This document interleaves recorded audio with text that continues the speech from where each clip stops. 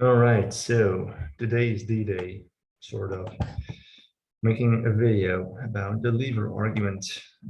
Since this is it has the highest priority, because I'm noticing that you're getting really impatient now, waiting and waiting and waiting for somebody to make a response video about the lever argument. But yeah, so it's gonna be a short video, since there's so much to learn about levers and the mechanism behind it.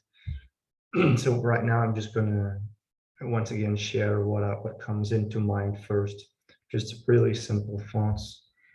Um, so instead of drawing a lever, I have searched for simulations of levers, and I think this one is a pretty good one.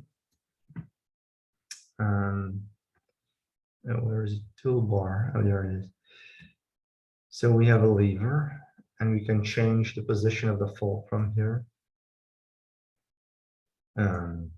So it says this box here has pressure or force of 1 Newton.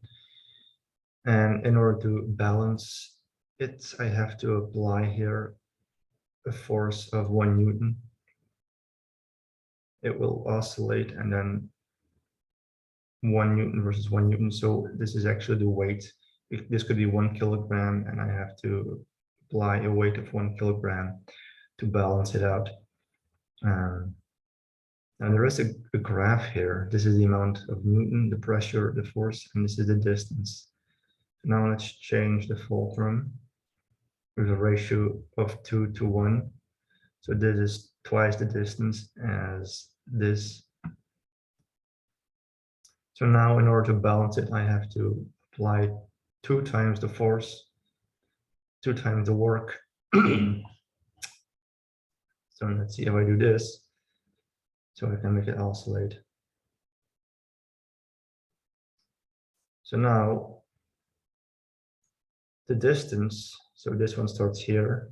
You can see over here the distance. It traveled 1.5 distance, and this one traveled 3 distance. So it went up 2 times as high. It traveled twice the distance in the same amount of time. So obviously it's going to be 2 times the velocity. This one is 2 times as fast as this one. So mass times velocity, the momentum wise, it's going to be exactly the same. So this is 2 times the weight, 2 kilograms of weight versus 1 kilogram, 2 times the velocity going this way, half the velocity going down way. So momentum wise is going to be exactly the same. Now, according to the kinetic energy formula, this one will have twice the energy. So now intuitively, this kind of weird. It is counterintuitive that this creates more energy than what is being put in initially. So if I extend the lever, if I extend it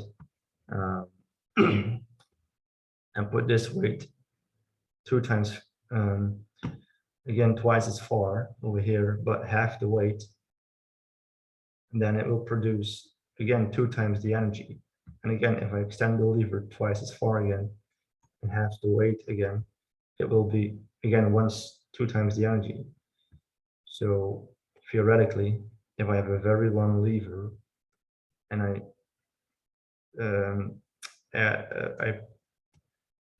add some weight here, some pressure, some energy, at the other end, it will come out with 100 times the energy.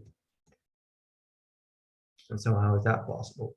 Now, of course, we have to consider the fact that in theory, this lever is not flexible. It must be one very solid bar, which is continuous. So yeah, at first glance, it seems counterintuitive that you could produce hundreds of times the energy than the initial energy that you put in on this side that you inserted. So yeah,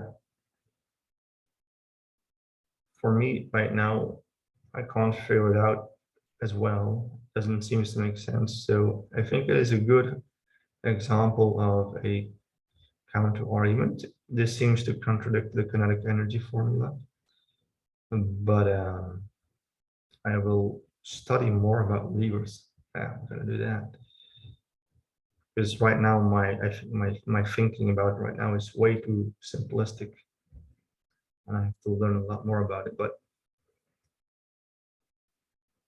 for now, it just seems to be very counterintuitive. But anyway, I didn't really want to make this video because I haven't done enough research, but I just did it because Gary is very impatient, and so yeah, it's just kind of a useless video. But anyway, just showing that I am busy with it and just sharing what my first thoughts are about this matter. So anyway, just stopping the video right here, and there will be definitely more videos to come. So yeah, that's it. See you in the next video.